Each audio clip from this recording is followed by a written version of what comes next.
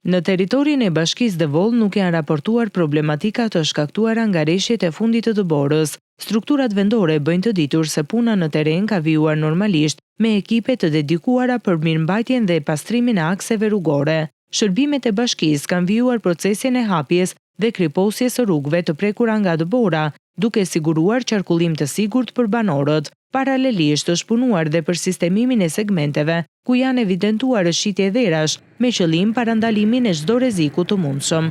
Ekipet e emergjencave civile mbeten në teren në monitorim të vazhdueshëm të situatës atmosferike dhe të infrastrukturës rrugore, duke qenë të gatshme të ndërhyjnë menjëherë në rast të paraqitjes së ndonjë problemi.